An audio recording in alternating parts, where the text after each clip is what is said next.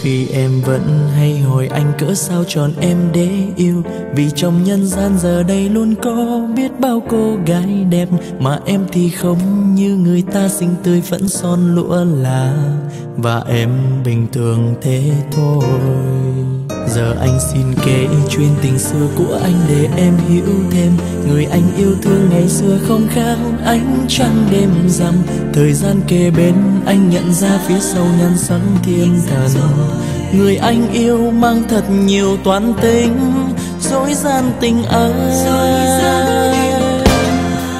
Và rồi từ đó anh như người say, như mất đi linh hồn, chẳng biết nghe ai tin ai ở trên nhân thế. Chẳng biết mai sau còn yêu thật không, hay sẽ như thế nào, đành buông xuôi cho tình nỗi trôi. Và rồi từ khi anh gặp em, trái tim bỗng yêu trở lại, nhớ thương thương hình dung một người con gái. Tính nét dịu dàng hiền ngoan mà anh bấy lâu mong chờ, người ơi xin em đừng nghĩ suy, khi đã yêu nhan sắc có nghĩa chi.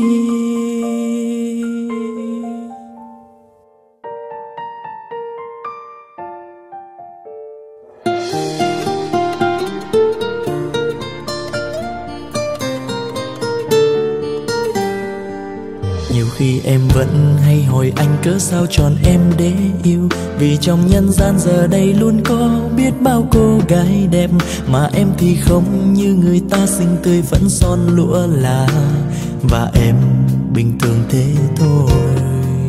Giờ anh xin kể chuyện tình xưa của anh để em hiểu thêm, người anh yêu thương ngày xưa không khác ánh trăng đêm rằm. Thời gian kề bên anh nhận ra phía sau nhan sắc thiên thần, người anh yêu mang thật nhiều toán tính, dối gian tình anh. Và rồi từ đó anh như người say, như mất đi linh hồn, chẳng biết nghe ai tin ai ở trên nhân thế. Chẳng biết mai sau còn yêu thật không, hay sẽ như thế nào, đành buông xuôi cho tình nỗi trôi. Và rồi từ khi anh gặp em, trái tim bỗng yêu trở lại, nhớ thương thương hình dung một người con gái. Tính nét dịu dàng hiền ngoan mà anh bấy lâu mong chờ, người ơi xin em đừng nghĩ suy, khi đã yêu nhan sắc có nghĩa chi.